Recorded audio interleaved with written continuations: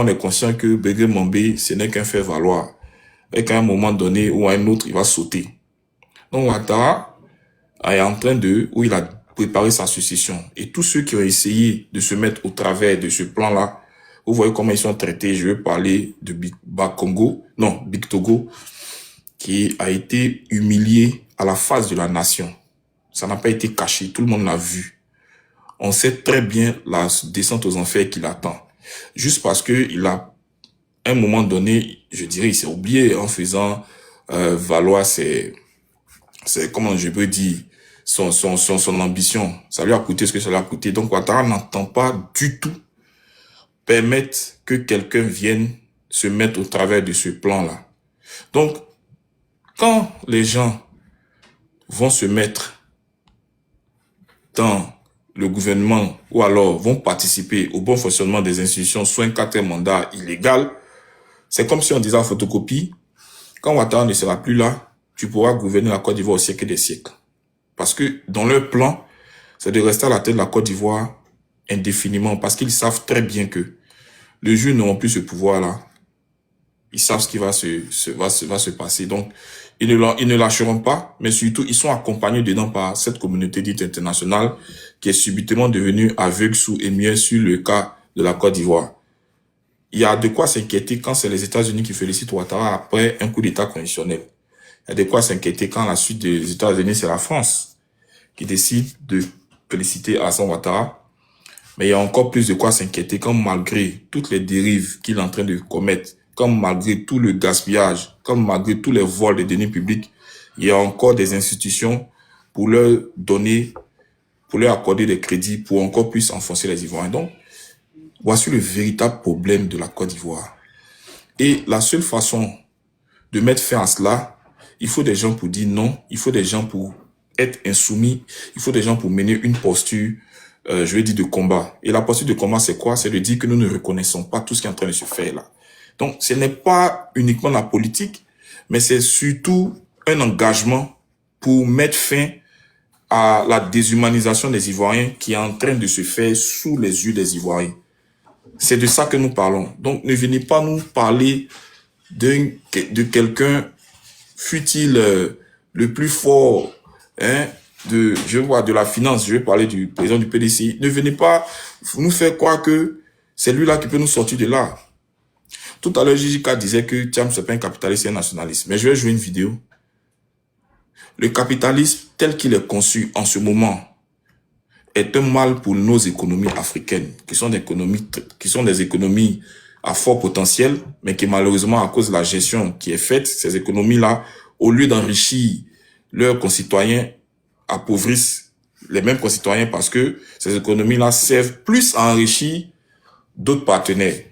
Et ça, c'est aussi un capitaliste qui le veut parce que on va ouvrir notre économie à ces fonds étrangers là, à ces capitaux qui viennent en fait nous faire du mal. Donc quelqu'un qui se réclame de cela ne peut pas être celui-là qui va aider la Côte d'Ivoire à sortir de ce problème dans lequel nous sommes englués. Donc les gens du PDCI, je ne sais pas pourquoi ils se plaignent quoi.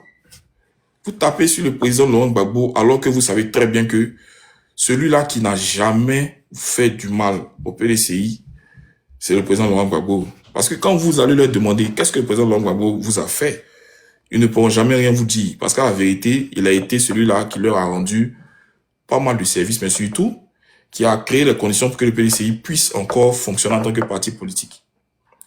Mais lui, le président Laurent Gbagbo, il a redit du PDCI. Pendant qu'on dépaissait la Côte d'Ivoire sur la table des accords de Lance Marcoussi, de quel côté de la table était assis le PDCI? Est-ce que c'était au côté des Ivoiriens?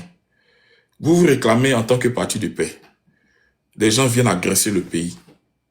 On vient créer une forme de discussion pour apaiser les choses.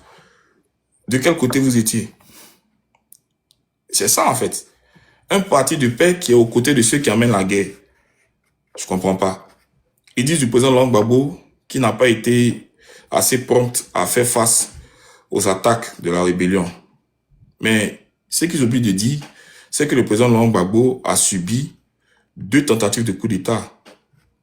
3 mois après son élection, Et 1 an, 6 mois après, 2 tentatives de coup d'État. Ces tentatives de coup d'État-là, ont-ils réussi?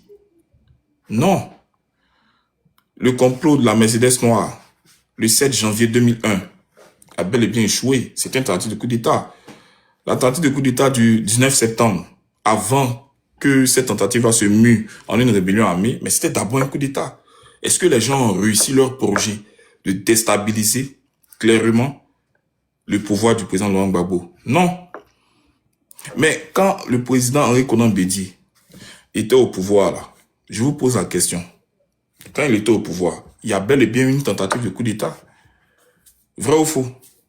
Est-ce qu'ils ont pu faire obstacle ou ils ont pu faire échouer ce coup d'État-là? Non. C'est d'ailleurs ce coup d'État-là qui nous a ouvert la porte à toutes sortes de dérives.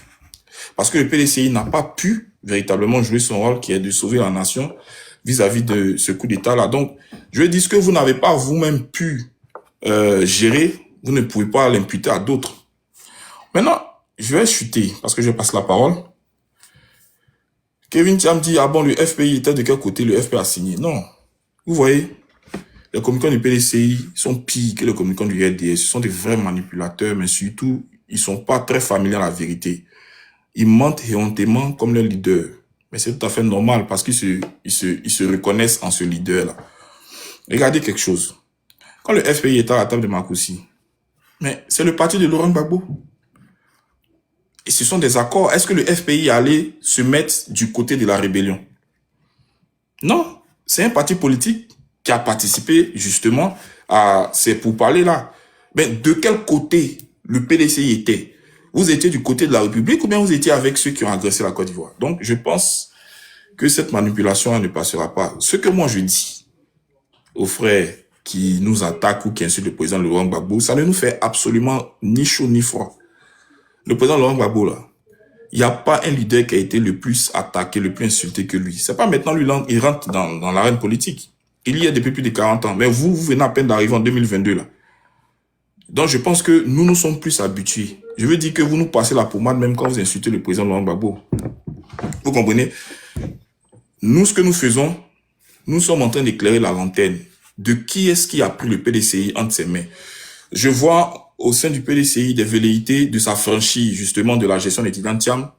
Vous voyez cette petite forme-là qui est en train d'être menée par le député de Cocody, M. Yassé, qui pose des questions très importantes parce qu'il a compris que à la tête du PDCI, il y a quelqu'un qui véritablement ne fait pas les affaires de ce parti-là, mais qui risque de conduire ce parti-là tout droit dans le mur. Et ce sont des choses qui sont en train d'arriver. Ils vont faire peut-être semblant de ne pas y parler ou de ne pas en parler, mais effectivement, les gens sont en train de se réveiller. Parce que le gars, il leur a promis plein de choses. Il leur a vanté son réseau puissant qui pourrait les reconduire au pouvoir. Mais dans les faits, c'est différent. Il est malmené, il est ballotté à tour de doctrine par Alassane Ouattara. Il est pratiquement épouvanté par Ouattara et il ne peut pas réagir. La preuve en est, il ne peut pas encore entrer en Côte d'Ivoire. Donc, je pense que des cadres sérieux ont compris que s'il veut rester dans cette situation-là, le PDCI va s'en sortir très, très, très fragilisé et risque même véritablement de ne plus même exister. Donc, d'autres cadres importants ont décidé, je veux dire, de tirer la sonnette, de tirer, comment on appelle ça, voilà, pour dire non, attention, nous sommes en train d'être conduits dans quelque chose qui ne va pas nous arranger. Je vais chuter sur ça pour laisser la parole aux autres panélistes qui sont là. Il y a la question que M. Yassé a posée, ok? Il a fait un certain point de revendication pour le PDCI. Le point 7, il dit l'unité ne se décrète pas, elle se construit par l'écoute et la présence. Donc l'unité au PDCI ne se décrète pas, mais il faut qu'il y ait d'abord la présence de ceux qui décrètent cette unité-là, et puis surtout, c'est par l'écoute. Il est en train de dire très clairement que Tidjane Thiam, c'est pas quelqu'un qui écoute non seulement ses collaborateurs, mais c'est quelqu'un qui fait cavalier seul dans les décisions qu'il prend et qui engage le PDCI sur des mauvaises voies. Et il va dire encore que, en fait, l'unité ne se décrète pas, elle se construit par l'écoute et la présence. Bon, si tu n'es pas présent, comment tu prends en compte les priorités ou alors les différentes préoccupations de ton parti? Tu peux pas être à l'extérieur et puis toujours donner des ordres à n'en point finir. Je pense que C'est très important quand tu es chef de parti politique de venir dans l'arène politique aux côtés de tes soldats pour que ceux-là puissent s'inspirer du fait que tu sois là, mais surtout puissent avoir un regain de vitalité à l'effet de continuer la lutte. On ne peut pas être à 6000 kilomètres et puis vouloir gérer un parti politique comme si c'était, je sais pas moi, une association de quartier. Donc, vous avez fort à faire, hein, vous-même en interne, parce que vous ne venez pas nous faire le point, le bilan de l'élection législative à laquelle vous avez participé.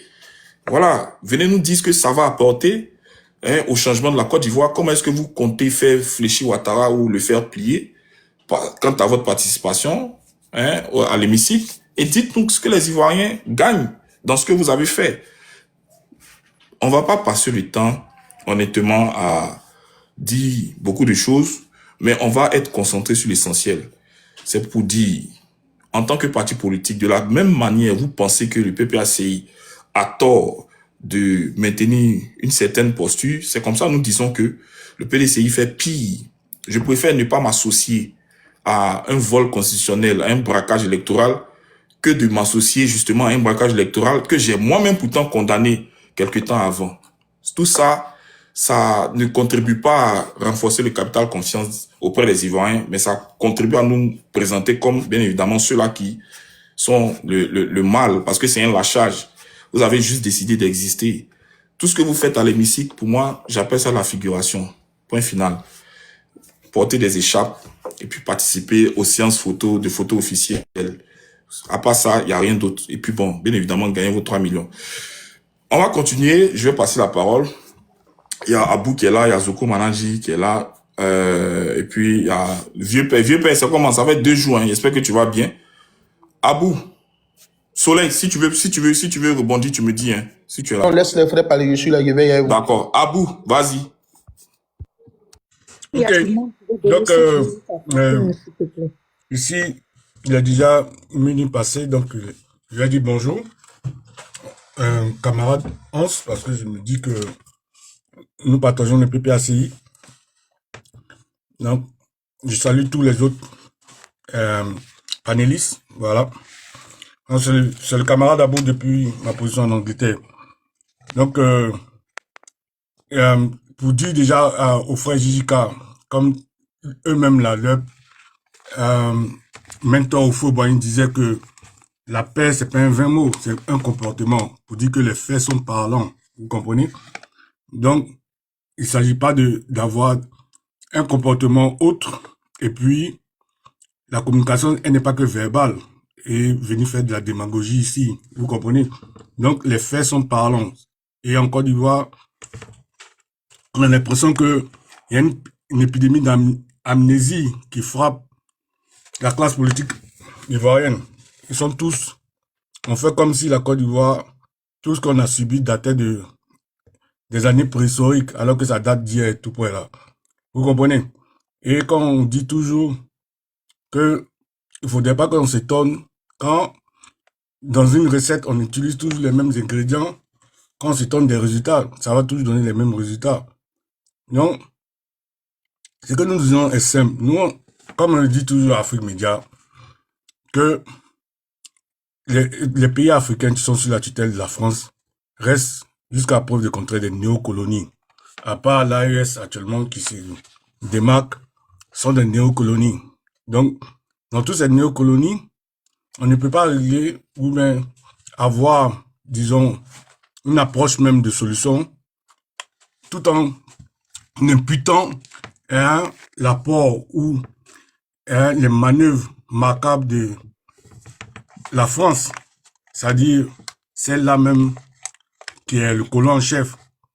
Vous comprenez? Parce que, Diane, comment il faut comprendre que les faits, on a vu tous à la CPI, on a dit quoi?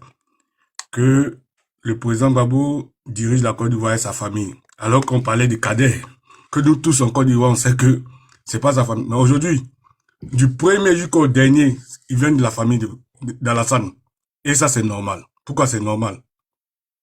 Le monde entier, moi, ça fait je suis dans ma 26e année en Angleterre. Ils sont d'accord avec ça. Vous comprenez? Donc, tant qu'on ne prend pas en considération que nous sommes encore dans une néocolonie, et que la France, jusqu'à preuve du contraire, reste, c'est comme notre papa, quoi, jusqu'à à mort, quoi. C'est ce que la France dit, c'est ce qu'on considère.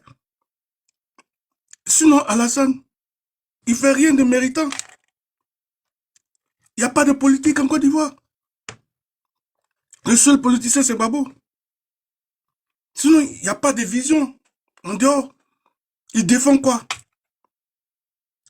Donc, quand on leur dit que on a une opposition, et puis on dit non, il faut pas faire la politique, la chaise vide et tout, ça ne veut rien dire en politique. Une opposition a une vision, elle dit que elle ne peut pas aller encourager quelqu'un qui ne pratique pas la démocratie, qui ne pratique rien, qui n'est dans aucun modèle, qui est moderne. Dans ce temps où nous vivons en plein 21e siècle, on ne peut pas accepter ça. Même la France, nulle part sur la Terre, planète Terre, c'est en Côte d'Ivoire seulement, tout ce qui arrive dans ces derniers temps-là qu'on voit, on accepte. La Côte d'Ivoire est devenue le pérou de tout, c'est du jamais vu. Donc, depuis que l'humanité est humanité. Ça dit que en Côte d'Ivoire, on sait tout. On sait de tous que quelqu'un n'est pas né quelque part. La personne, on connaît tout son parcours. La première fois que Bédier voit Alassane, Bédier était déjà diplomate à l'âge de 23 ans, quelque part comme ça, où c'est son truc, comme on appelle ça, cuisinier qui vient présenter Alassane, un cuisinier voltaïque qui vient présenter Alassane, ça c'est notre frère voltaïque qui est arrivé, il est chauffeur de taxi, il va venir casser la croûte à midi ici. Bédier vient le croiser comme ça. Et il le recroise en 1989 au pays, on dit que non, c'est un Ivoirien, il est venu aider notre économie. Mais lui, c'est un juge. Il est déjà étonné. C'est comme moi, je suis ici, je suis allé à l'école avec des Camerounais, des trucs, tout ça. Des gens me disent qu'ils sont plus Ivoiriens que nous. Donc, je dis tout ça là pour vous dire quoi? Que nous sommes aujourd'hui dans un pays où tout est permis, mais c'est simplement qu'en Côte d'Ivoire que c'est acceptable. Vous comprenez? Parce qu'on peut essayer ça dans les autres coins, mais c'est pas accepté. C'est en Côte d'Ivoire seulement qu'on accepte quelqu'un qui est venu depuis 1989. Nous, en Côte d'Ivoire, par exemple, moi, sur place, je peux vous dire que moi, j'ai été promotionnel. J'ai fait la première D avec Mamadou Touré et puis Doubia Major. C'est des gens qui sont vivants. Actuellement, ils sont RHCP. C'est des gens qui sont dans la misère que la Côte d'Ivoire subit. Et ils sont vivants. On ne peut pas mentir si c'est vivant. Parce qu'en Côte d'Ivoire, on connaît nos classes. Nous sommes au moins 60 dans une classe. Nous sommes au moins 50 dans une classe. Donc, il y a beaucoup de témoins. Et ils ne peuvent pas dire qu'ils ne connaissent pas Abou Hamel. Surtout que c'était les derniers de ma classe. Ils ne peuvent pas dire qu'ils ne me connaissent pas.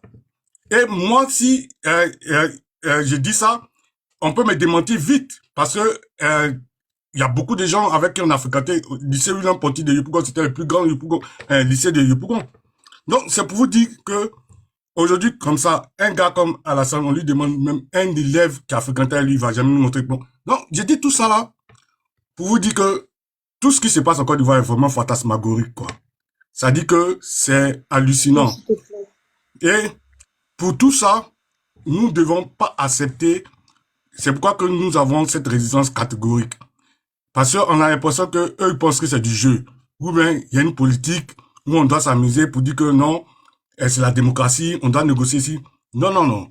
Il y a trop de gens qui jassent pour que on reste dans cette Je te donne une seconde pour chuter. Tu auras ta deuxième prise de parole. Comme il y a du monde, s'il te plaît. Je t'avais donné 7 minutes. Donc, Allô? tu as une seconde. Je t'avais donné 7 minutes. Et comme il y a du monde, je te donne une seconde pour chuter le temps que les autres aussi interviennent, en fait. Aïe. Je pensais que c'est Hans qui m'a donné la parole, ou bien c'est... Non, Abou, il y a, comment on appelle ça? Un décompteur. Voilà. Donc, c'est arrivé le compte à rebours arrivé à échéance, quoi.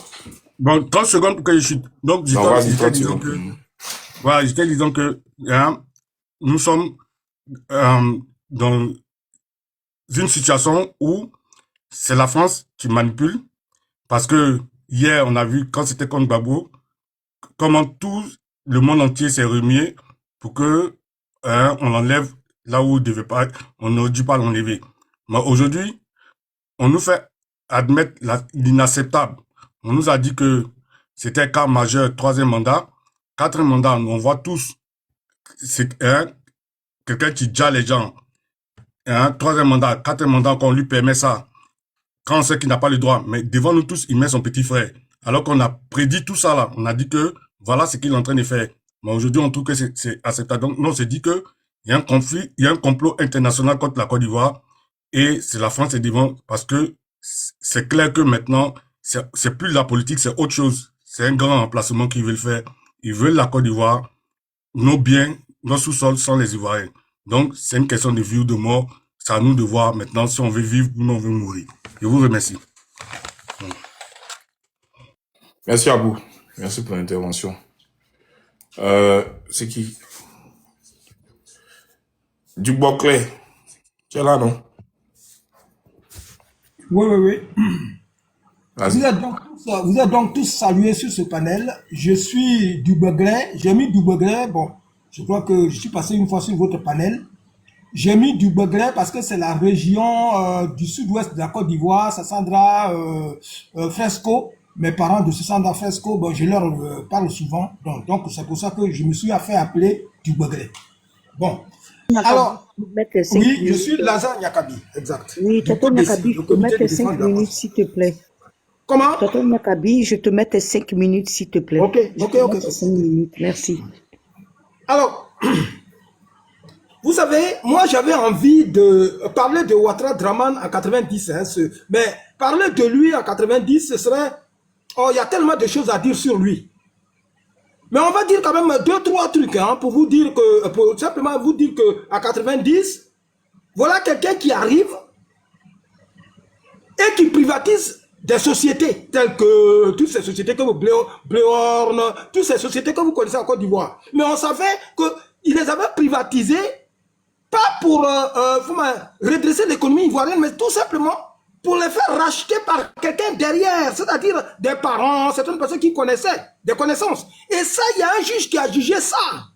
Et ce juge-là, croyez-moi, ce juge-là n'est plus de ce monde. Quand Ouattara Draman est venu, quand il a pris le pouvoir, eh ben, vous savez, c'est un revanchard. Vous savez ce qu'il a fait de ce juge-là. Personne sur ce panel qui connaît l'histoire de ce juge-là, ou qui connaît comment il a privatisé, que cela a été jugé, tout ça. On ne me contredira pas. Donc, voilà quelqu'un que nous connaissons. Mais moi, j'ai envie de dire que Félix Houphouët-Boigny, quand il a... C'était par décret qu'il a pu faire de Ouattara Draman, par décret, Premier ministre. Mais aujourd'hui, là, son frère ou j'en sais pas, son frère ou son fils, Tiene Brahima Ouattara, qui, moi, je me suis adressé à mes parents dans notre région pour leur dire, attention à ce monsieur-là, parce que on parle de lui, on fait de la communication pour Tiene Brahima Ouattara partout dans le Bagré, partout. Dans nos régions, dans les villages. C'est lui qui a envoyé une ambulance à tel village.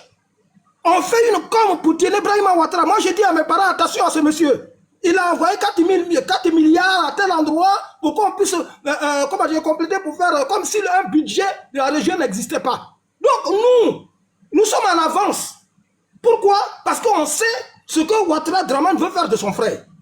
Ça, c'est la première chose. J'avais envie de le dire. Maintenant, quelquefois, pour la question du PDCI, je dis, le PDCI, tout le monde sait comment est né le PDCI. Nous, on sait que le PPACI, qui était le FPI, et le PDCI n'ont pas jamais le même objectif. Que nous, là, nous sommes des résistants. Nous sommes des hommes de la rue. Nous, on fait des manifestations. Le PDCI, c'est un parti qui est né de ce qu'on appelle la bourgeoisie agraire. Mais cependant, on sait que Félix Houphouët-Boigny était un progressiste. Et c'est après qu'il est devenu un libéral. Et même quand il a été appelé par comment on appelle, j'en parle parce que c'est historique. Quand quelqu'un dit je suis fouettiste là, il faut lui dire ça. Quand Félix Houphouët-Boigny a été appelé par le général de Gaulle, il dit moi je suis un progressiste. C'est vous dire pourquoi Félix Houphouët-Boigny, quand il parlait avec comment l'appelle-t-on, avec François Mitterrand qui défendait les agriculteurs, on savait ce qu'il disait. Il parlait comme un progressiste pour défendre les prix du café cacao. Mais Ouattara aujourd'hui ne peut pas faire comme Feu Félix Houphouët-Boigny. C'est un ultra, je ne sais pas si on peut dire ultra-libéraliste ou ultra-libéral. Donc, il ne faut pas que les agriculteurs rêvent. Et d'ailleurs, c'est bien fait pour eux. Parce que quand on est agriculteur, on cotise 50 millions pour aider Ouattara Draman à faire son 4e mandat, qui est illégal et anticonstitutionnel. Parce que c'est parce qu'aujourd'hui que Ouattara Draman, il est au pouvoir. Qu'il ose mettre son frère. S'il n'était pas au pouvoir, allait-il faire ça? Donc les agriculteurs, moi je dis à mes parents que c'est bien fait pour eux. Alors que la région du sud-ouest, la boucle du cacao, là, on parle de mes parents. Donc je leur dis c'est bien fait pour eux. Parce qu'il y a des gens qui ne sont pas conscients que ce monsieur-là n'est pas pour eux. Ça, c'était la chose que j'avais envie de dire.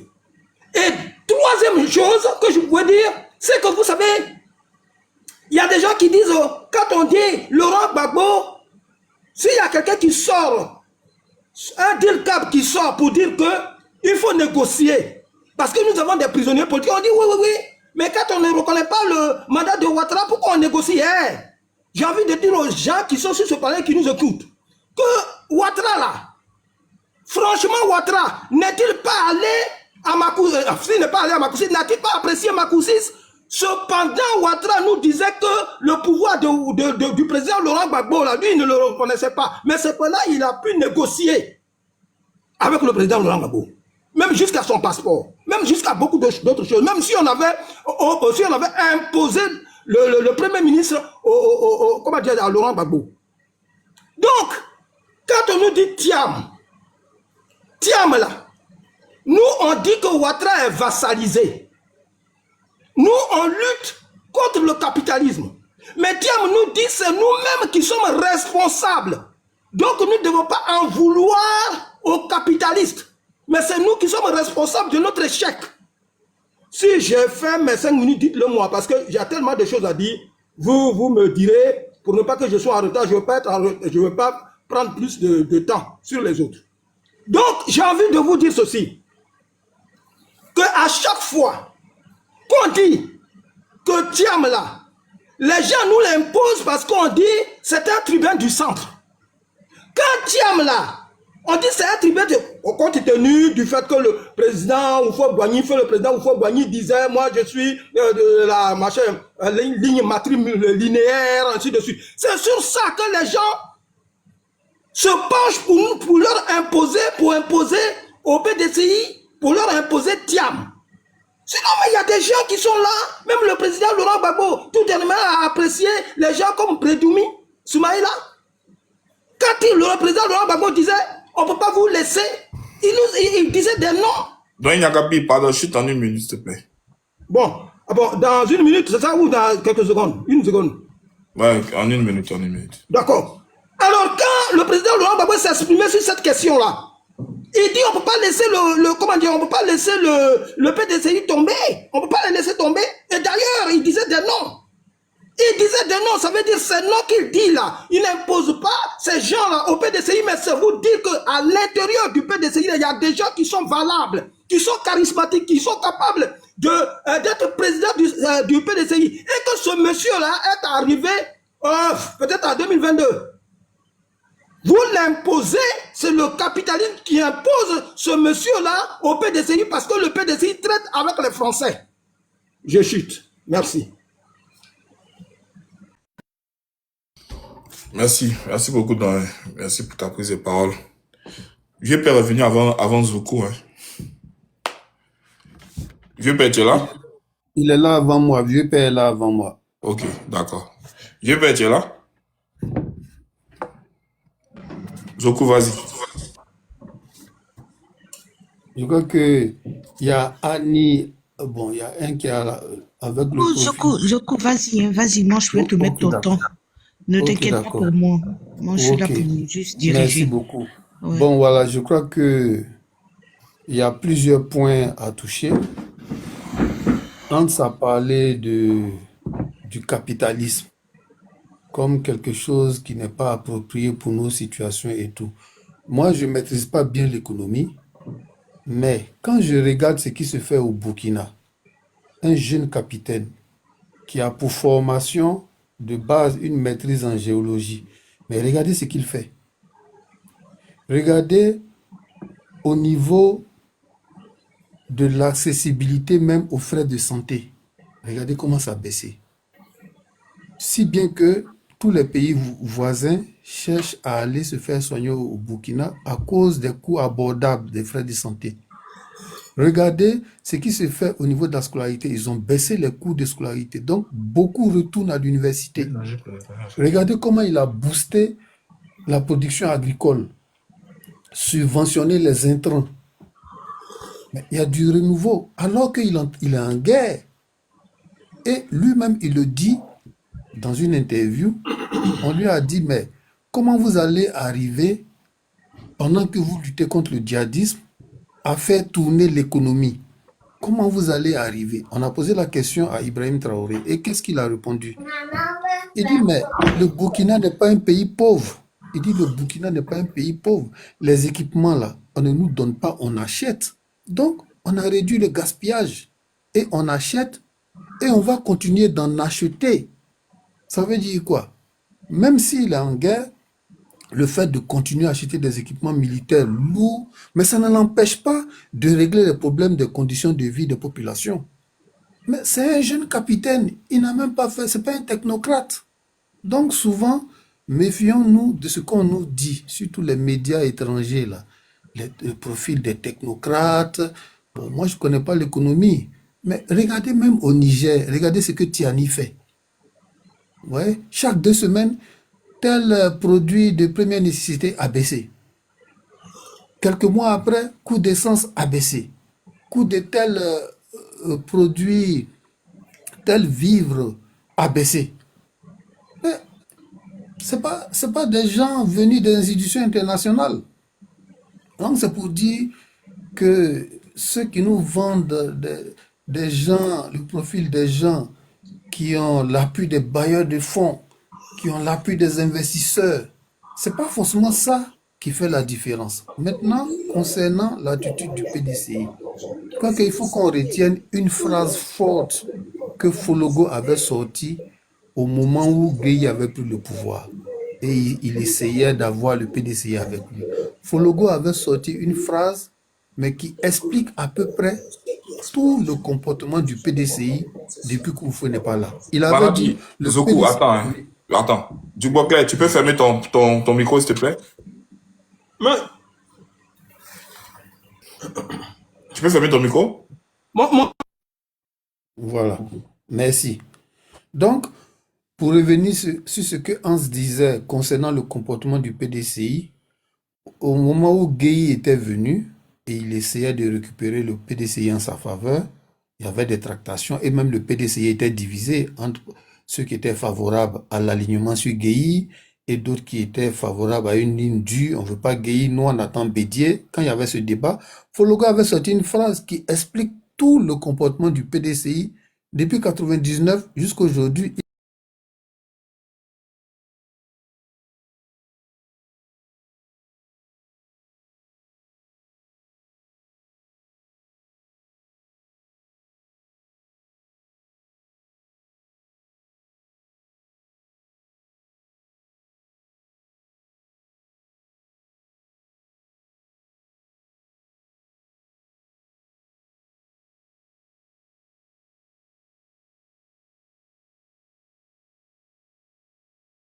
De Fologo, mais c'est exactement ce que le PDCI fait.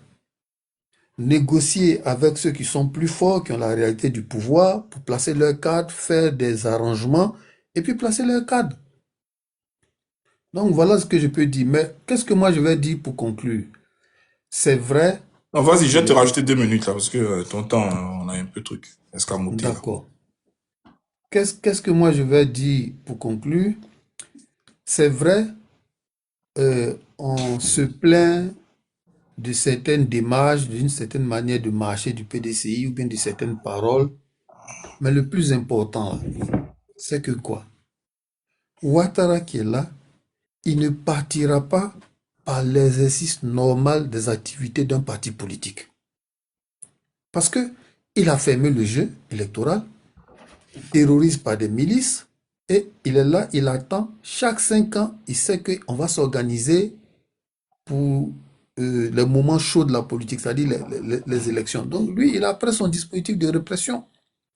Donc Gbagbo, c'est la pédagogie pour maintenir les esprits en éveil, pour maintenir dans la tête des gens une posture contre les violations des droits et tout. Mais la nature va nous amener une opportunité. C'est pour qu'en ce moment-là, on soit armé des valeurs citoyennes pour contester quand le moment sera venu. Sinon, c'est pas les activités normales, conventionnelles, légales des partis politiques qui vont enlever lui là. Il a fermé tout le jeu. Il a fermé tout le jeu. Je vais caricaturer un peu. C'est comme vous jouez un match de football, l'arbitre est là, les adversaires là, ils jouent avec la main, ils cèdent de la main pour contrôler le ballon, l'arbitre ne dit rien. Et vous allez continuer à jouer de façon normale, tout en sachant que eux ils cèdent avec. Ben, vous aussi vous allez faire comme eux. Donc prenons courage, les choses vont venir, il faut toujours garder la foi, mais je ne pense pas, et même c'est la conclusion logique, hein, c'est pas les activités conventionnelles légales d'un parti politique qui vont faire partie de lui là. Voilà ce que je peux dire, vraiment, prenons courage. Voilà, je vous remercie. Merci, mon frère Zoko Malaji. Effectivement, ce ne sont pas les activités légales des partis politiques qui viendront à bout de Ouattara. Je suis parfaitement d'accord avec toi. C'est pour ça que le président Laurent Gbagbo a décidé de donner une ligne directrice à notre combat. C'est quoi la ligne directrice? C'est de marquer une rupture, c'est-à-dire que de marquer une insoumission à tout ce que nous voyons en disant non au 4e mandat. Sur la base de quoi? Sur la base des revendications. Il n'y a rien qui est nouveau. Je veux dire que ce sont des choses qui ont déjà existé. Par exemple, comment est-ce que l'ANC a pu venir à bout du régime ségrégationniste, hein, voilà, et puis a pu débouler sur les élections démocratiques en 94 en Afrique du Sud. Mais c'est uniquement sur la base de 2 éléments importants. D'abord, sur la base d'une conduite qu'ils ont tenue, donc une conduite de lutte. Et puis, bien évidemment, ils ont structuré cette lutte-là autour des revendications. Et dans ces revendications-là, il y avait plusieurs points clés. Donc, il y avait les droits, l'égalité des droits, des actes. Et puis, ils ont mené des actions non violentes, ils ont mis en place des mouvements et tout ça. Et à force de maintenir une posture constante, bien évidemment, ces revendications-là ont créé le précédent pour permettre, comment on appelle ça, l'abolition du régime ségrégationniste. C'est ce que le président Laurent Gbagbo veut. Il faut qu'on ait au moins une base sur laquelle nous pouvons nous appuyer pour au moins faire obstacle à ce qui est en train de se passer. Mais si nous n'avons pas une posture, si nous n'avons pas une base revendicatrice, comment est-ce qu'on vient à bout de ce pouvoir-là? Est-ce que c'est par le fait d'aller dans les institutions qu'on va y arriver? Est-ce que c'est par le fait, je sais pas moi, d'essayer de jouer le jeu de ce pouvoir-là qu'on va y arriver? Non. Les gens pensent que cette posture de non au 4e mandat, c'est de l'amusement, c'est de la fanfaronnade ou bien, je sais pas moi. Il faut comprendre une chose. Ce qui crée le précédent pour la remise en cause ou la remise en question d'un pouvoir totalitaire, c'est une base de revendication. Il faut pouvoir tenir le point de revendication. Ça peut prendre le temps que ça va prendre, mais s'il n'y a aucune base de revendication, mais si nous décidons finalement d'abdiquer, ben c'est comme si on donnait carte blanche à ce pouvoir-là de perdurer dans le temps, de se perpétrer et tout ça. Donc, les gens ne comprennent pas qu'on a besoin de créer d'abord la force du nombre sur laquelle on va baser cette force du nombre-là va être adossée à notre base revendicatrice. C'est ça qui va obliger, in fine, Ouattara à plier. Pourquoi? Parce que à force de maintenir le pays dans une force ou alors dans une faute de confrontation où les rapports de force sont nivelés, mais la communauté internationale qui tient Ouattara va lui faire injonction, il y aura une pression, c'est clair, parce qu'on ne pourra pas rester dans une position de statu quo. C'est exactement ce qui s'est passé en Afrique du Sud. parce que les gens ont tenu leur position.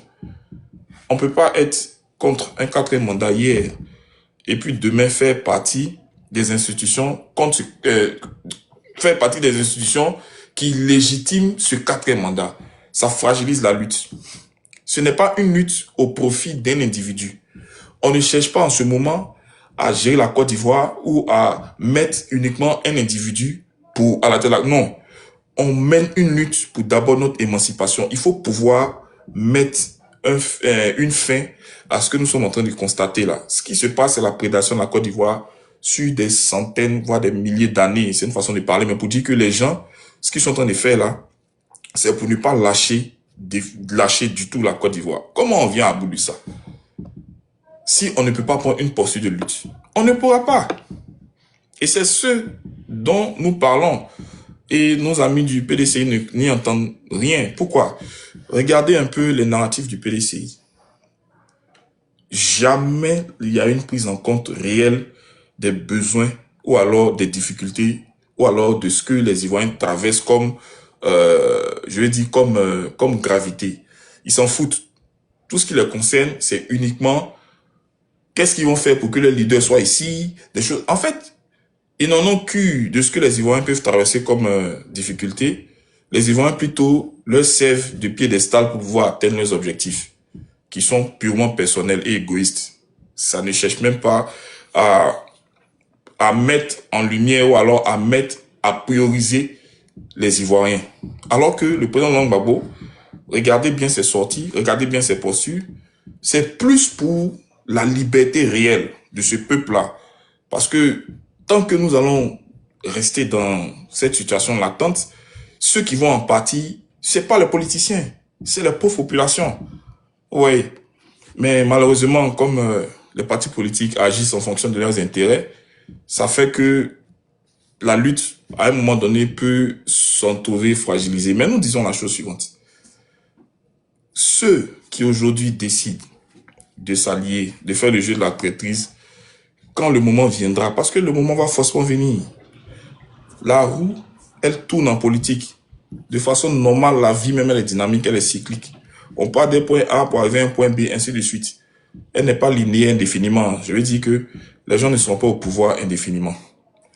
Le PPACI s'évertue à créer les conditions et le cadre idoine pour que les Ivoiriens puissent eux-mêmes s'affranchir de cette situation-là par la lutte et la posture qu'ils vont tenir. Donc c'est un éveil de conscience que le président Laurent Gbagbo est en train de faire. Ce n'est pas lui, Dieu de ses 80 ans-là, qui va venir marcher. À chaque époque, sa lutte. Il y a eu son époque, le président Laurent Gbagbo ne s'est pas défilé. On l'a vu battre le pavé, on l'a vu prendre ses responsabilités pour mener la lutte. On est à une époque où cette lutte-là nous a échu. C'est à nous de prendre nos responsabilités. Et le président Laurent Gbagbo, ce qu'il fait, c'est vraiment de nous montrer le chemin, mais surtout de nous dire, il ne faut pas baisser les bras ou changer carrément de posture. Sinon, c'est abdiquer et puis c'est faire vraiment le lit de cette injustice-là. Donc, la nomination et la création du poste de vice-premier ministre, nous introduit de plein pied, de plein fouet dans une dictature sans visage, mais pire que celle que nous avons connue précédemment, parce que il faut débarrasser la route, il faut débarrasser le plancher pour celui-là qui va succéder à Ouattara. Donc, comprenez que les gens vont être sans pitié. Voilà. Donc, ceux-là qui ont décidé d'aller manger le pain dans la traîtrise, je pense que les Ivoiriens savent tout ce qui se passe, ils en sont conscients. Nous allons continuer toujours de faire le travail de l'éveil des consciences et puis, bien évidemment, tenir notre posture. C'est pour ça que le PPACI ne change pas de narratif, en fait. Voilà. Parce que si le narratif change, sur le point d'ancrage, sur la base de la revendication n'est plus la même, le combat est perdu d'avance. Mais tant que nous restons de façon soudée, tant que nous restons droit dans nos bottes stoïques vis-à-vis de toutes ces menaces-là, mais nous continuons à tenir notre posture selon laquelle il faudrait pas que nous puissions reconnaître le 4e mandat, je pense que ce sera l'épicentre de ce qui va faire finalement mener le pouvoir de Ouattara à sa fin. Voilà. Qui veut prendre la parole? Ebuni, bonne arrivée. S'il y a quelqu'un qui veut rebondir.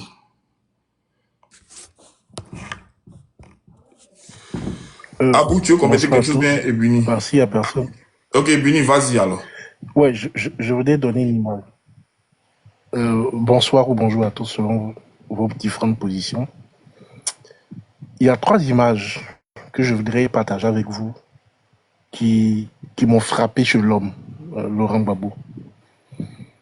La première, c'est quelques jours avant, en 2011, 2011, au moment où les bruits de bottes se faisaient entendre un peu partout, avant que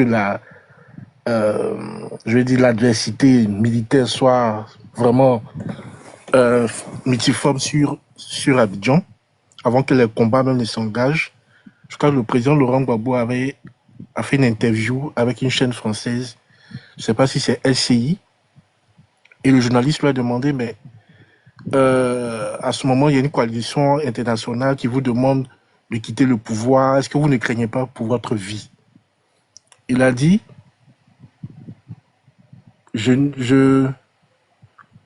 on ne m'obligera pas à quitter le pouvoir. On ne dira jamais de Laurent Gbagbo qu'il a fui. On ne dira jamais de Laurent Gbagbo qu'il a fui.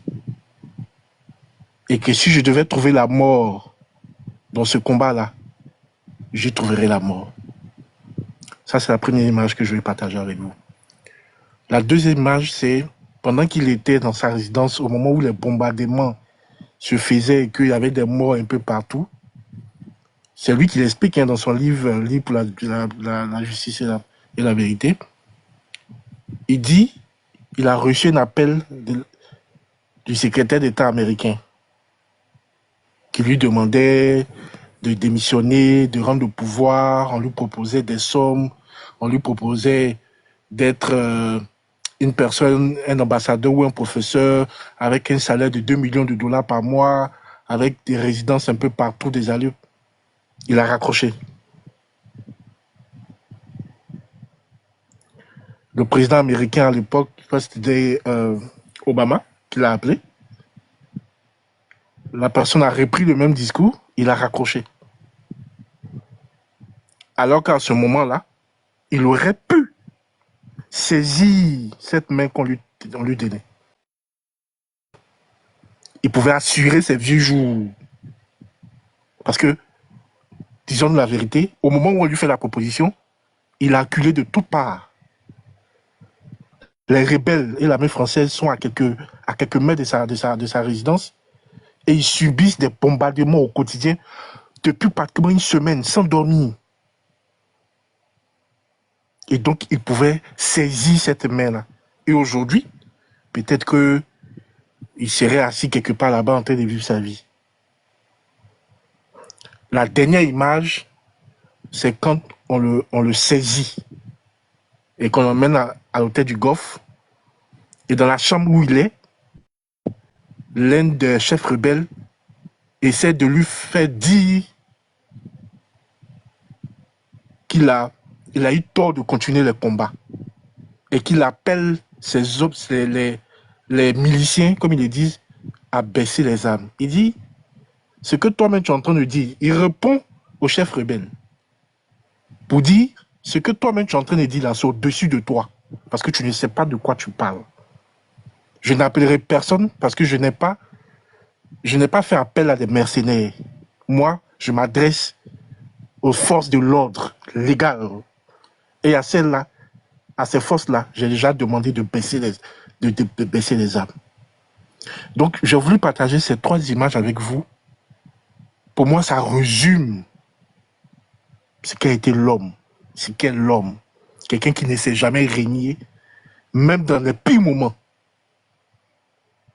Il ne s'est jamais régné, même dans les pires moments de sa vie.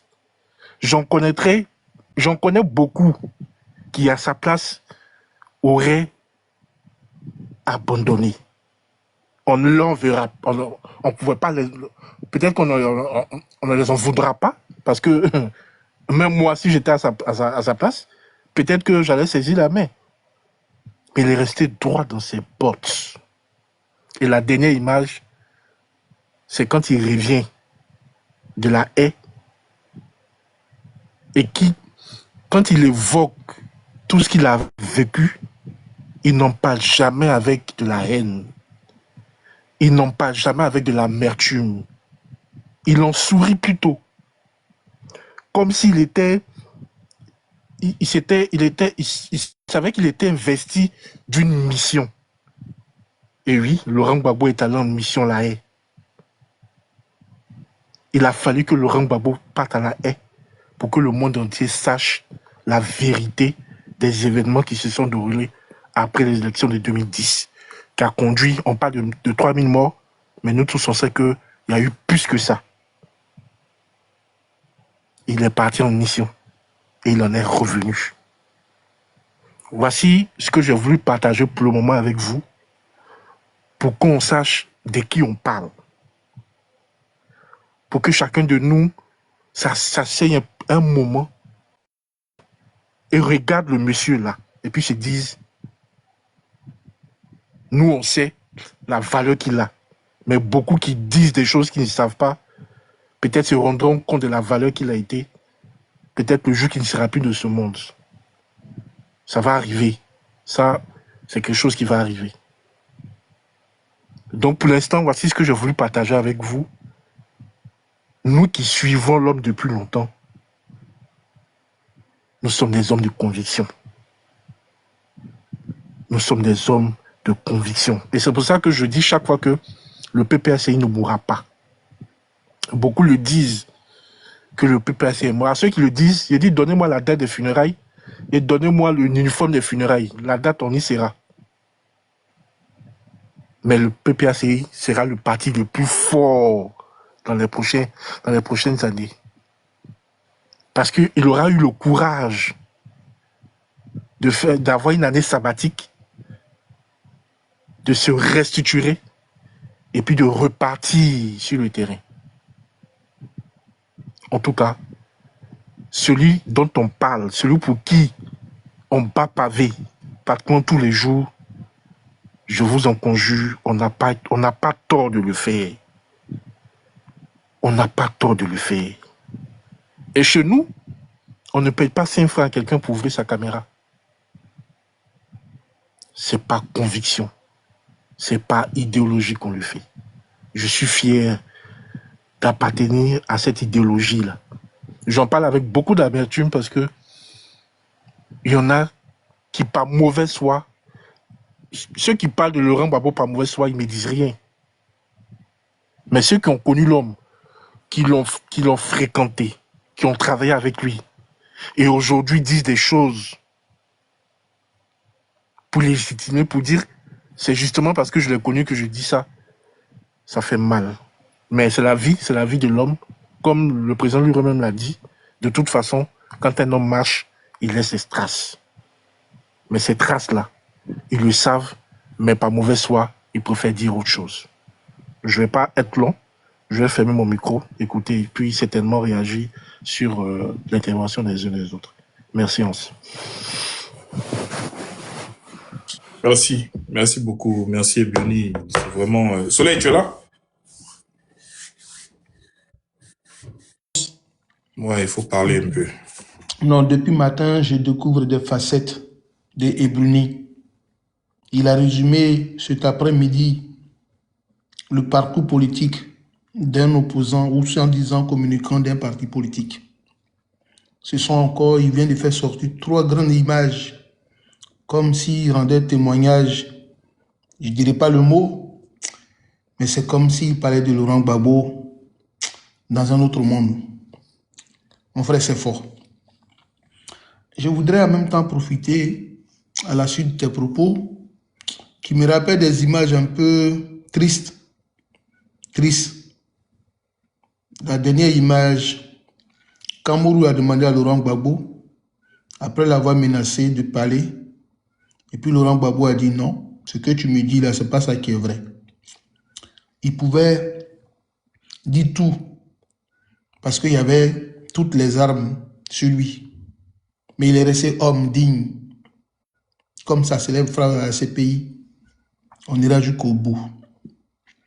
Moi, j'ai dit à Hans avant-hier, comme il a dit que on a tendance à communiquer par télépartie, Quand j'ai vu ces gamins qui se disaient autrefois militants ou sympathisants de Laurent Gbagbo qui faisaient des communications et que pour eux, Gbagbo devait venir au pouvoir, peut-être qu'ils s'attendaient à des choses, ont commencé à ramer à contre-courant dans notre communication. Il a dit à Hans, soyez focus, soyons déterminés. Parce que la relève sur les panels, on en a créé. La relève, Laurent Gbagbo en a créé. Continuons dans cette lutte-là. Il y a des gens aujourd'hui qui arrivent à manipuler la vérité en Côte d'Ivoire. Comment créer des postes de vice-premier ministre. Et puis il y a des gens qui acclament. On est là, on regarde.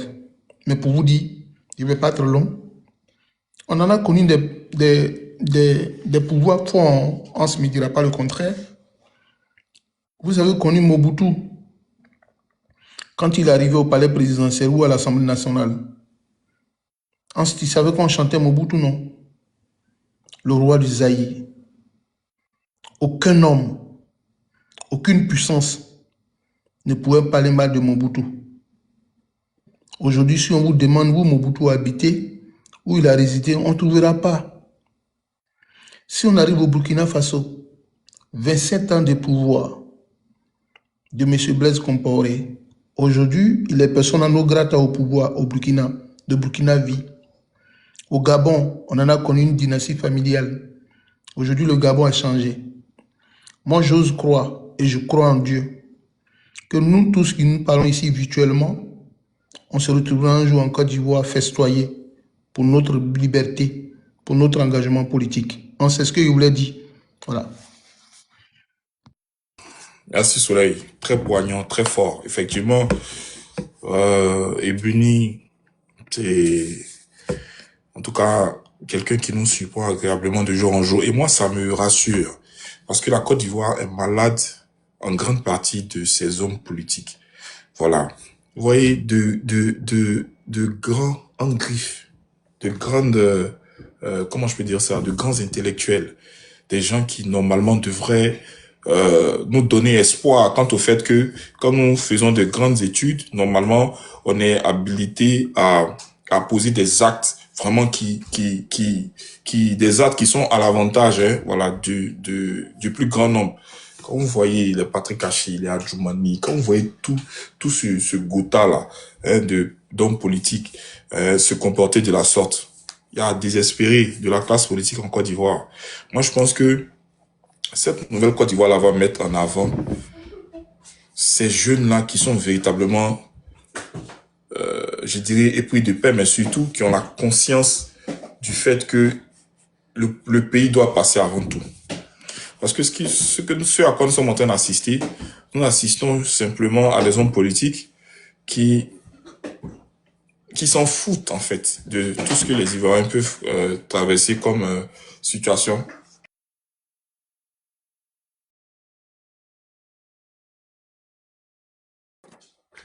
Ouais.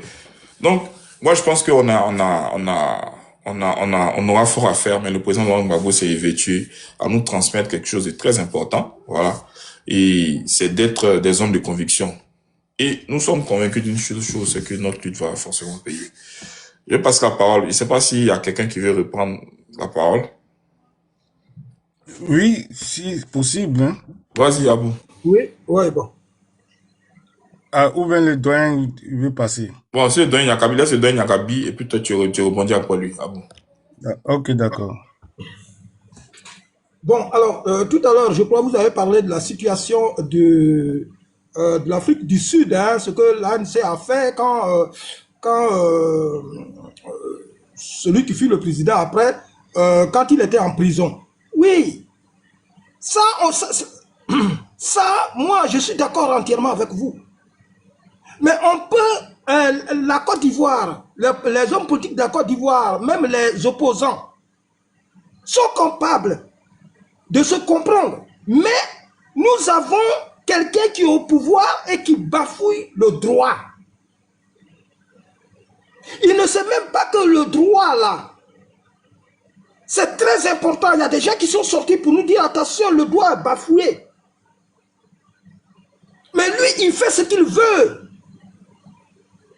Il oublie même que pour l'indépendance, là, pour que la Côte d'Ivoire soit indépendante, Houphouët-Boigny avait dit en vertu du droit inaliénable qu'a tout peuple de disposer de lui-même en ce jour. Si je me trompe, hein, parce que là, en ce jour du 7 août 1960, je déclare l'indépendance de la République de Côte d'Ivoire. Je crois que c'est comme ça, hein, moi aussi, j'ai souvenance, c'est quelque chose comme ça. Donc, le droit qu'a tout peuple de disposer de lui-même, ça c'est très important. Aujourd'hui, est-ce que Ouattara sait que c'était le préambule qu'avait prononcé Feu Félix Houphouët-Boigny pour que la Côte d'Ivoire soit indépendante? Aujourd'hui, il a oublié tout ça. Et même jusqu'à la Constitution, franchement, je vous le dis parce que j'y pense fortement. Même jusqu'à la Constitution qui a été rédigée en 59, en 1960. Mais dites, il y avait des articles de la Constitution qui est très important, tels que, si je dis encore, ce sont des... on nous disait que la Côte d'Ivoire est une et indivisible, c'est une république indépendante, tolérante et laïque. Voilà des choses que le président Houphouët-Boigny a connues et que nous avons tous connues et que Ouattara Dramane aujourd'hui piétine. Donc je ne sais pas, tant qu'il piétinera, tant qu'il marchera sur la Constitution, tant qu'il ne fera pas que les Ivoiriens, le droit de s'exprimer, n'existe pas en Côte d'Ivoire, comment allons-nous avancer? Quand on sait que tout ça là, il faut que Ouattara Dramane fasse, il faut qu'il considère cela, parce que quand une comment dirais-je, institution internationale envoie, quand une institution internationale demande à Ouattara de respecter un jugement, et que Ouattara nous dit, ça là, cette décision là, moi je ne vais pas la respecter. Il ignore que, franchement, j'ai envie de dire que quand on parle de droit international, on parle de traité. On parle de traité. Et que Ouattara un jour doit respecter tout ce qui est traité. Parce que, vous savez, moi j'ai toujours dit le Vatican à l'intérieur, un exemple, le Vatican à l'intérieur de l'Italie, suite à un traité. Vous savez, il y a beaucoup de choses. Tant que Ouattara Dramane ne respectera pas le droit international, tant qu'il piétinera la Constitution qui est la loi fondamentale, le socle de la République, Feu Félix Houphouët-Boigny là, lui il respectait la Constitution, il disait par exemple que la République là, notre République là, c'était un arbre et que le peuple le peuple était, nous étions des oiseaux et que la Constitution c'est le socle de la République qui est un arbre. Mais quand il piétine le socle de cette république-là, qu'allons-nous faire? Franchement, je voudrais que sur tous les panels, on insiste sur le fait que Ouattara Dramane fait ce qu'il veut en Côte d'Ivoire. Il faut qu'on insiste dessus. Quelqu'un qui nomme un vice-premier ministre. Doyen Yakabi. Oui. Désolé de t'interrompre. D'accord, allez. Alassane Ouattara fait ce qu'il veut en Côte d'Ivoire. Oui. Mais qui lui permet de faire ce qu'il veut en Côte d'Ivoire? Qui lui donne cette force-là de pouvoir agir en toute impunité? Quand tu regardes. Je peux te répondre? Oui, bien sûr. Parce que les institutions de la République ne sont pas interindépendantes. Au temps de Feu Félix Houphouët-Boigny, nous avions 5 institutions. Chaque institution était indépendante de l'autre. Aujourd'hui, là, la justice accompagne les décisions de Ouattara. Aujourd'hui, là, franchement, j'ai envie de vous le dire, puisque j'y pense. Les militaires, l'armée, c'est une autre institution. Elle accompagne Ouattara. Donc, tant que ces institutions-là accompagneront ce dictateur-là, croyez-moi, la Côte d'Ivoire ne sera pas un pays indépendant. Et le peuple de Côte d'Ivoire ne sera pas souverain. J'ai répondu à la question? En partie. Bon, alors dites-moi ce que j'ai passé. J'aime bien apprendre moi aussi. Et si vous voulez, je continuerai parce qu'il y a tellement de choses à dire sur ce monsieur que je crois, comme il y a des gens qui sont là, je ne voudrais pas monopoliser la parole. Non, je suis en train de dire que qu'est-ce qui donne le droit, ou alors qui donne le droit à Ouattara d'agir de la sorte? Ben c'est tout simplement parce que Ouattara, il a le système, comment je peux appeler ça? Il y a les Occidentaux, ceux qui l'ont mis là, ils lui garantissent d'agir en toute impunité. J'en veux pour preuve. 1000 personnes sont enfermées en une journée. Quelle est l'institution ou alors le gouvernement ou alors l'État occidental qui s'est érigé contre ça? Il n'y en a pas.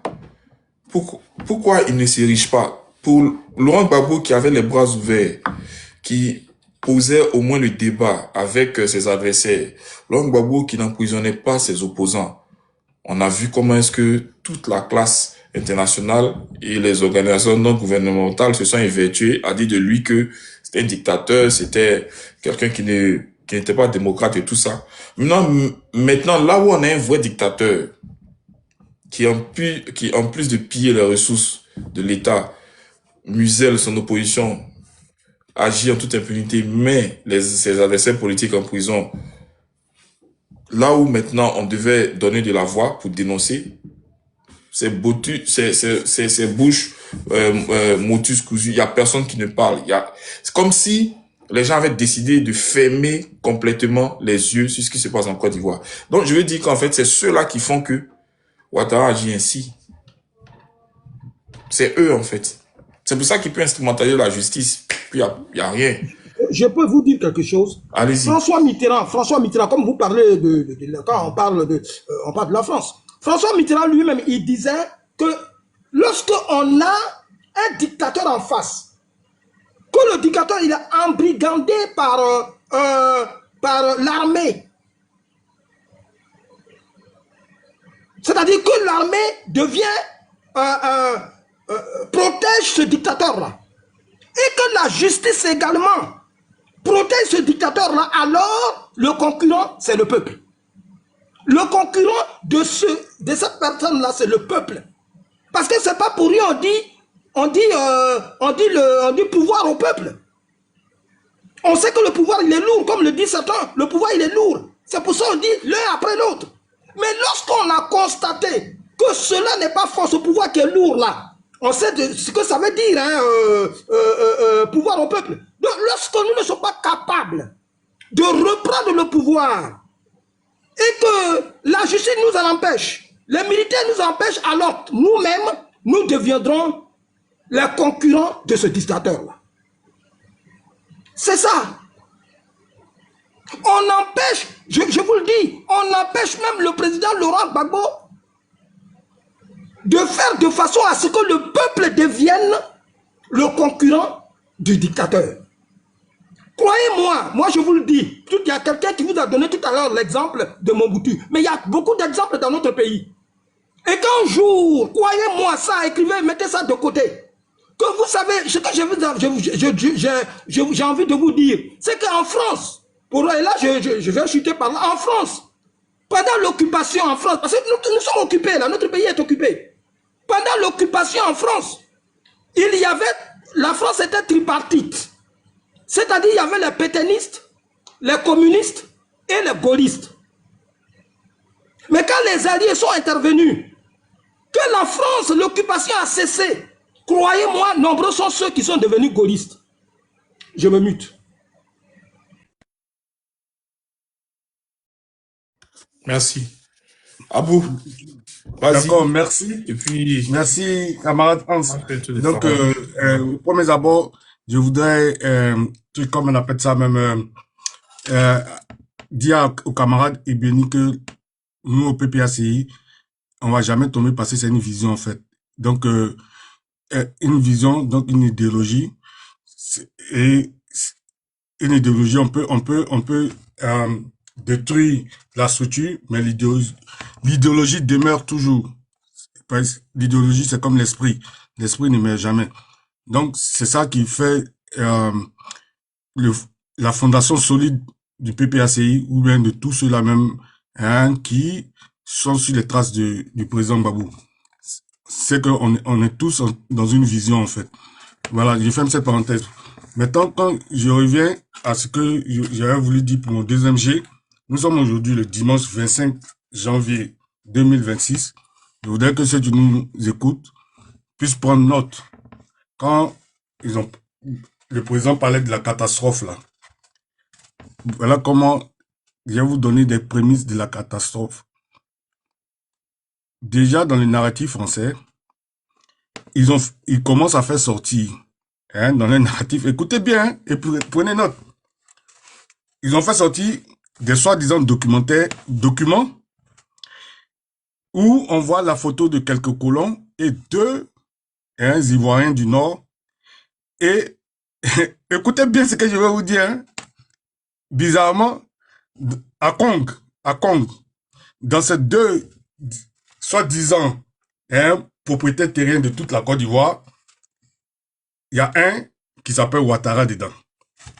Dans la photo où on nous montre, on voit même pas le visage même des Noirs, tellement qu'on les a fait noircir. Deux Noirs avec des colons, et parmi ces colons-là, il y a Benji dedans et tout et tout.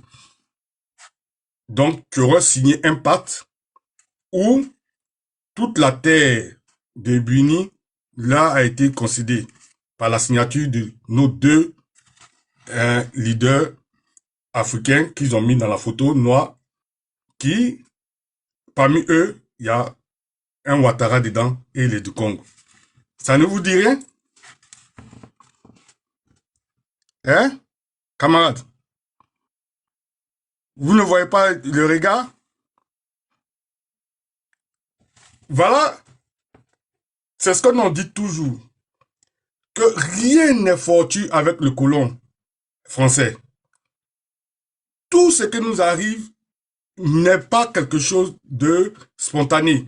C'était préparé depuis dans le laboratoire. C'est un plan oudi. Qu'est-ce que Ouattara a dit qu'elle est venue? C'est pourquoi que dans ma première prise de parole, j'étais en train de parler, mais les gens, souvent, ne me laissent jamais, ou ils n'essaient pas de voir où je vais en venir. Très tôt, je suis tout. Pourquoi je parlais d'origine de Ouattara et tout, et je parlais de, en Côte d'Ivoire, quand tu es ivoirien, au moins tu peux dire que tu as fréquenté tout temps, on connaît tes traces. Mais Ouattara, on le connaît nulle part. La première fois où on l'avait vu, c'était, Bédiet, il l'avait vu dans sa cuisine. Pourquoi je parlais de tout ça? C'est pour vous dire quoi. Voilà Ouattara qui vient. Il sait qu'il n'est pas de la Côte d'Ivoire. Mais regardez, suivez, par rapport à ce document dont je vous parle, que les Blancs sont en train de faire sortir maintenant, qu'ils ont eu le 4e mandat pour s'accaparer toute la Côte d'Ivoire. Ouattara, rappelez-vous de ce qu'il a dit. Il est né à Congo, que lui, il est un Ouattara de Congo. Vous ne vous rappelez pas de ça? Aujourd'hui, ce document colonial-là, ça nous dit quoi? Il aurait un soi-disant Ouattara de Congo avec un autre dignitaire qui a vendu toute la Côte d'Ivoire à la France. Donc, eux, la France, dans le pacte colonial, ils ont ce document colonial-là qui leur déroge le droit de toute la Côte d'Ivoire parce que on aurait signé, il y a un certain Ouattara de Congo et un autre de ses collègues qui leur ont donné cette possession-là, légale. Donc, quand on revient à Ouattara qui s'est introduit dans le truc, il a dit quoi? Que lui, sa filiation, il est de Congo et il est de la famille Ouattara. Alors, si on suit bien un truc comme on appelle ça même, c'est qu'il veut, là où il veut nous entraîner, aujourd'hui, voilà, Ouattara est le petit-fils de celui qui aurait signé avec eux dans le temps. Donc, du coup, dans cette continuité-là, le contrat est toujours valable parce que il y a un héritier de ce contrat-là qui existe toujours, qui peut encore, en étant président, venir confirmer que lui, il pose sa signature de ce que ses parents avaient légué la terre ivoirienne à ces colons-là et tout. Voilà dans quoi on nous emmène dans cette catastrophe-là, en ce plein 21e siècle. Les gens, peut-être qu'ils vont dire que d'où je sors tout ça, mais bientôt vous allez voir tout ça, que je ne suis pas en train de faire un film de science-fiction. Je sais pas, peut-être qu'il y a des gens qui sont ici, qui ont déjà entendu cette histoire-là. Mais c'est déjà ce qui commence. C'est déjà ce qu'ils sont en train d'envoyer dans leurs médias mensonges là pour ouvrir le chemin à cette catastrophe-là, de s'accaparer toute la Côte d'Ivoire. Vous voyez?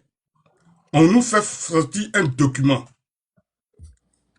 et on nous dit, on voit deux noirs dedans, on dit que c'est eux qui ont donné, ils ont mordu toute la Côte d'Ivoire, au temps colonial, ils ont posé des signatures et l'un d'eux s'appelle Ouattara, il est de Congo. Et on se rappelle avec quelle identité Ouattara est venu ici en Côte d'Ivoire. Je suis de Congo, je suis de la famille Ouattara, bla bla bla bla bla, jusqu'à, je suis musulman, je suis du Nord, on ne veut pas que je sois candidat. Et on est resté dedans, on nous a dit que on nous donne 5 ans, juste pour calmer les ardeurs. Maintenant, nous sommes dans 20 ans. Ça dit que 4 mandats consécutifs. Et alors que c'est lui-même qui disait que 2 mandats, c'est tôt. Gbagbo, laisse-moi le pouvoir. Tu as déjà fait 2 mandats. Vous comprenez? Donc, c'est cette catastrophe-là qu'on était en train de dire. Que la menace, c'est l'éradication des Ivoiriens et la prise de leur territoire, de leur terre en fait, des richesses de leur terre. C'est de ça qu'il s'agit. C'est de ça qu'il s'agit. C'est même pas de la politique. C'est pas de la politique. Et voilà, vous voyez la situation actuelle de ce qui se passe sur la politique, dans la politique mondiale. L'Amérique et la France. La France qui, elle, là, garantissait avant ces richesses-là, du sous-sol, ces richesses premières à leur papa américain, qui veulent aujourd'hui se séparer. Donc, qui va prendre les pots cassés? Doublement, c'est encore nous, les Africains. Vous comprenez? Donc, la menace, la catastrophe, là, c'est de ça qu'il s'agit. C'est notre éradication qui est à la porte. Ça dit que c'est en train de toquer à notre porte. Et c'est ce qu'il avait commencé dans le 3e mandat. Quand vous avez vu, dans le 3e mandat, le Grand Abidjan, qui appartient à des gens qui ont souffert, qui jamais vu dans un monde, qui ont laissé tout leur village être une grande ville, sans un, ça dit que Moro cassé en remplacement, on leur a rien donné, même pas un franc symbolique. Mais ils ont fait ça parce que on a dit que il faut être patriote, tout ça, et c'était autant de choses d'après la colonisation, donc il faut le développement. Ils ont compris. Mais en plein 21e siècle, vous avez vu ce qu'ils ont subi. Et quand eux, là, ils subissent ça, ça veut dire que tous ceux qui sont en dehors d'Abidjan, pour eux, sera pire. Et c'est le plan Oudi, là, dans lequel nous sommes. C'est cette menace-là que Gbagbo est en train de dire, la catastrophe, là. Pour ne pas trop faire long, pour laisser les autres rebondir, parce qu'on a beaucoup à dire. Je vais m'arrêter là. Merci. Merci Abou. Annie, tu es là? Et Bini. Oui, je vais dire une dernière chose et puis je vais descendre. Vas-y. Je dois faire le culte très tôt le matin. J'étais sur un panel, pour revenir avec cette histoire du PDCI, j'étais sur un panel hier d'une jeune fille qui est du RHDP. J'ai vu plein de gars du PDCI, il y avait John Jonathan, Kevin, il y avait Kwasi Jonathan et puis Kaza. Ils étaient en train de dire pas mal de choses, je suis monté. On a débattu, en tout cas on a débattu, et même que des gens du COGEP ont voulu s'immiscer dans ce débat-là, alors que eux c'est que des injures. Ils ont étalé toutes les carences intellectuelles parce qu'ils n'ont fait que des injures, jamais de débat avec les idées. Et Kokora est monté sur le panel, parce que le sujet c'était PPACI, PDCI qui a trahi qui. Et tu connais la rhétorique des communicants du PDCI, hein, c'est le PPACI qui a trahi. Parce qu'avec le Front commun, on s'est dit ensemble qu'on partirait aux législatives. Ils ont décidé au dernier moment de ne pas y aller, patati patata, patati patata. Kokora est monté et il dit à John Jonathan, on vous avait déjà dit que votre alliance avec le PPACI, ce n'était que du folklore. Et on savait que ça allait se terminer comme ça. Je me suis dit, à un moment donné, John Jonathan allait rappeler à Kokora que c'est lui qui allait à la justice porter plainte pour ne pas que Thiam finalement soit candidat. Je m'attendais à cette réaction de sa part. Que de venir dire que l'alliance entre le PPACI et le PDCI était du folklore. Quand Kokora lui a dit ça, je m'attendais à ce qu'il rappelle à Kokora que c'est lui qui est quitté aux États-Unis pour aller à la justice, pour dire que, en tant que citoyen, il s'oppose à ce que le Tidiane Thiam soit candidat. Et que finalement, il a eu gain de cause. La réaction n'a pas été ça. C'est juste vous dire un peu, l'état d'esprit dans lequel ils sont. Aujourd'hui, ils sont prêts à monter sur tous les panels RHDP pour qu'on les écoute, pour avoir une audience. Tantôt, ils sont sur le panel de Clarisse Nopo, tantôt, ils sont sur le panel des gars du RHDP. Il faut casser du succès du PPACI. Il faut qu'ils se donnent de l'importance, il faut qu'ils aient une audience, parce que même quand on a fini tout à l'heure sur le panel de Mariana Bell, sur le panel là-bas, je suis monté juste 5 minutes, il n'y a plus d'arguments. C'est des injures maintenant. Les pépachiens, c'est des injures à la Clarisse Nopo. Donc j'ai compris que ceux-là, ils ne sont pas dans un combat idéologique, ils l'ont jamais été. Et comme Kevin Thiam l'a dit, la venue de Thiam au PDCI, ce sont les Thiamistes qui ont pesé de tous les poids pour s'accaparer du PDCI. Et c'est pour ça qu'ils ont écarté des gens qui se sont battus, des gens comme Guy Kayoui, qui, je me rappelle, quand le PDCI, c'est grâce à Guy Kayoui aujourd'hui que le PDCI n'a pas fondu dans le RHGP. Parce que c'est des gens comme Guy Kayoui qui ont mis la pression sur Bédier pour ne pas accepter que le PDCI disparaisse dans le RHGP. Et c'est les mêmes Guy Kayoui également qui ont conseillé à Bédier d'aller rendre visite au président Laurent Gbagbo à Bruxelles pour réparer la bourre du président Bédier qui avait dit Gbagbo se trouve là où il faut qu'il soit. C'est le même Guy Kayoui. C'est ceux-là qui sont battus pour le PDCI et ceux-là, ils ont été écartés pour quelqu'un qui n'a jamais au courant, jamais porté un intérêt pour la Côte d'Ivoire, sauf que c'est un opportuniste. C'est sur ça que je termine. Je voudrais vous saluer et puis vous répondre demain. Comme demain, je fais le cul très tôt le matin. Merci en tout cas. Et puis, gardons la flamme militante pour un PPACI toujours fort. Merci Hans. Merci. Mais j'ai une question, Hans. Ouais. Il y a longtemps que je ne vois pas Teradi. Je ne sais pas si tu as de ces nouvelles. Oh, il est là, il va bien. Ah, d'accord. Ok, je suis rassuré. Ok, donc bonne soirée à tous et puis je descends. Ok. En tout cas, merci beaucoup, Evuni. Ben, tu sais, hein, le RDR, c'est l'enfant du PDCI. À la vérité, ce sont des proches parents. Ils se connaissent très bien, parce que le RDR sort du PDCI. Donc, à l'essence, même à l'origine, ils ont le même ADN. Donc, c'est normal que à un certain moment, ils se retrouvent d'une façon ou d'une autre. Donc, je suis pas vraiment surpris que, bon, l'un mis dans l'autre, ils finissent par se soutenir dans les différents argumentaires qu'ils ont contre le PPACI. Ceci dit, les gars, on va essayer de clôturer le panel. Donc, je vais donner juste comme 2 minutes. Voilà, pour conclure. Et puis, comme ça, on pourra se laisser pour mieux se retrouver. Je vais commencer par Doyen Nyakabi. Doyen Nyakabi, je te donne 2 minutes. Hein. Annie, tu es là ou bien t'es parti dormir?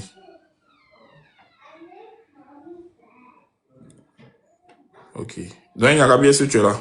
Oui, je suis là. Donc, juste 2 minutes. Hein. On clôture le panel. Là. Ouais. Oui. Moi, je voulais dire juste 2 choses. Il ne faudrait pas qu'on dise du président Laurent Gbagbo. Je vous ai déjà dit que le président Laurent Gbagbo a dit qu'on ne peut pas laisser le PDCI mourir. Bon, ça déjà, ça suffit. Parce que quand on sait que le PDCI là, si aujourd'hui le PDCI est en difficulté,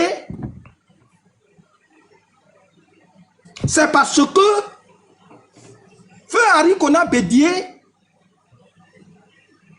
l'a amené dans quelque chose qu'on sait. quand le président Laurent Gbagbo était président de la République. Ça, c'est un. Et de deux, quand il était comment dire, à La Haye, Feu Hari Kona Bédié, paix à son âme, lui-même n'a-t-il pas dit que le président Laurent Gbagbo, c'est sa place qui est là-bas? Franchement, il y a des choses à reprocher au PDCI, mais on n'en est plus là, c'est fini. Parce que lorsqu'on dit à certains responsables du PDCI de s'exprimer, par exemple, que Agoumani nous dit oui, que la constitution là, il y a eu une nouvelle constitution à cause du fait que l'ex-président de la République, Hari Kona Bédié, voulait effacer les traces de Guéhi Robert. C'est pour ça qu'il nous a dit il faut une nouvelle constitution. Voyez-vous, et que Dikawé c'est là pour dire que c'est faux.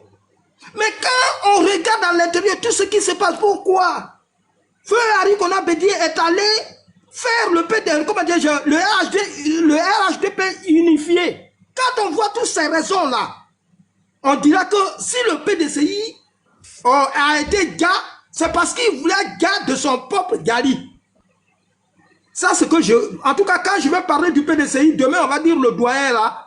Parce que moi, je parle à partir de ce qu'ils ont fait. On va dire le doyen là, sur des panels, oui, il a fait ceci. Mais on est là, moi, je donne mon avis. Je suis du PDCI, je donne mon avis sur le PDCI. Donc, en tout cas, j'ai tellement d'avis à donner sur le PDCI. Si je me mets à parler d'eux, on ne quittera pas ici. Mais ce que je voulais dire, tout à l'heure, vous avez dit l'idéologie du PDCI et celle du RDR, c'est la même idéologie. Ouais, chute en une minute, pardon. On est en train de continuer, s'il te plaît.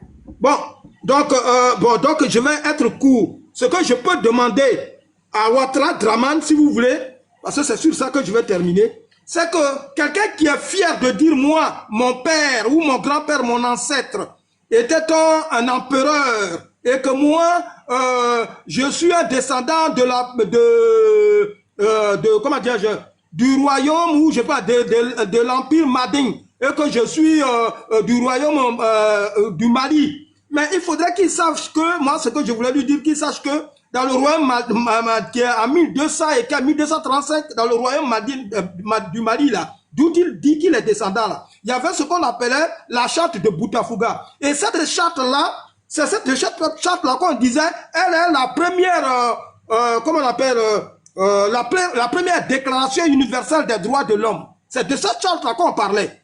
Donc, tout ce qui émane de la déclaration des droits de l'homme, là, il faudrait qu'il respecte. Tout ce qui est tout ce qui est traité, tout ce qui est loi, tout ce qui est constitution, on demande à Ouattara Draman s'il est vraiment fier d'être un descendant de l'Empire du Mali. Merci, il faudrait qu'il respecte tout ça. Merci beaucoup. Merci beaucoup. Abou, tu as tes 2 minutes, comme on entend le clore. Ok, merci pour Donc, les 2 dernières minutes. Merci pour les 2 dernières minutes. Donc, la deuxième catastrophe dont le président Gbagbo voulait aussi mettre en exergue, en tant qu'historien, ça dit que le Djali du PDCI pour la Côte d'Ivoire d'un très mauvais présage. Ça dit quoi? Le PDCI est comme à peu près l'âme de la Côte d'Ivoire, puisque c'est le premier parti qui a tenu le premier président ivoirien. Donc, que ce parti-là, dans la vie d'un pays comme la Côte d'Ivoire, arrive à disparaître, et de quelle manière? De cette manière-là où l'homme, le colon, veut nous faire encore ce qu'on appelle l'exercice du pacte colonial. Ça dit que l'exercice du fait que c'est eux qui vont dessiner le schéma de ce qui doit être la vie politique, doit être la gouvernance de la Côte d'Ivoire. Eux, ils ont décidé, en plein 21e siècle, qu'on retourne dans un parti unique et on va y retourner, quoi qu'on le veuille. Ça, ce n'est pas la bonne communication pour nos progénitures. Ça veut dire quoi? Non seulement, ça veut dire que tout son combat que lui, il a fait toute une vie dure, sacrifice de lui, tout son sacerdoce va en fumée. Tout le sacerdoce des Ivoiriens qui se sont sacrifiés, qu'on a Djali, parce qu'on nous parle de 3000, nous tous on sait que c'est plus de 50 000. même peut-être même 70 000. Tout cela, ce serait parti en fumée comme ça. Alors que on se rappelle que les mêmes impérialistes, les Français, quand eux parlent de leur mort, ça veut beaucoup de trucs, comme on appelle ça même, c'est comme si ces morts-là valent l'univers tout entier, que à cause de eux, ils doivent se déroger le droit de toutes sortes de vengeances. C'est pour vous dire quoi? C'est pour vous dire que on, ce qui va nous arriver là, et c'est qu'ils sont en train de préparer, n'est que l'émanation du fait que les Occidentaux veulent nous prouver dans une communication simple que c'est eux qui sont nos dieux, c'est eux qui vont décider quand est-ce qu'un président est bon pour nous, quand est-ce qu'un leader n'est pas bon pour nous. Ça dit si on laisse faire, parce qu'on ne va pas laisser faire. Parce que moi, comme ça, vaut mieux qu'il jazz qu'il laisse. En tout cas, tant qu'il vit, il y a Yaga. Merci. Donc, mais Merci. c'est pour vous dire quoi? C'est ce que nous on veut pas là, que le pacte colonial existe toujours en 21e siècle. Ça dit, c'est eux qui doivent décider pour nous, qui est bon pour nous, qui est le bon dictateur, qui est le mauvais dictateur. On dit pas question, c'est fini, et c'est fini, et c'est ce que l'AIS a remonté, et c'est la voie qu'on va suivre. Je vous remercie. La voie de la souveraineté et la patrie ou la mort nous vaincront. Merci, merci. Merci à vous, merci à toi, merci d'être passé, merci pour ton intervention. Dieu voulant, on s'attrapera sur un autre panel ou sur le même panel. Merci beaucoup. Je te fais des Shalom. Shalom. Bon, Soleil, je sais que tu dors. En tout cas, merci à ceux qui ont pris le soin de nous écouter, hein, comme d'habitude. J'ai juste ouvert le panel pour que d'autres panélistes puissent monter, donner leur point de vue. Donc, ça fait que j'ai pas vraiment pris le temps de faire les analyses comme j'en ai l'habitude. Donc, on va pouvoir se retrouver en journée, Dieu voulant, et puis on va continuer de débattre. Donc, je veux rassurer mes frères et mes camarades du PDCI que bien évidemment, nous n'allons pas les lâcher. Voilà, c'est la famille, on est ensemble, il faut pouvoir se dire certaines vérités, il faut pouvoir faire l'appréciation de la scène politique. Vous en donnez à cœur joie quand il s'agit de taper sur Laurent Gbagbo, vous ne vous retenez pas, vous n'y allez pas de même mode. De toute façon, tout ça, c'est de bonne guerre. Nous, on ne prend rien personnellement, parce que nous savons que le vrai problème demeure encore et toujours à la Ouattara. Donc, il faut mettre tout ce qu'on a comme engagement pour pouvoir lutter contre ce 4e mandat. Merci beaucoup, merci d'avoir suivi. On garde le contact et puis Dieu vous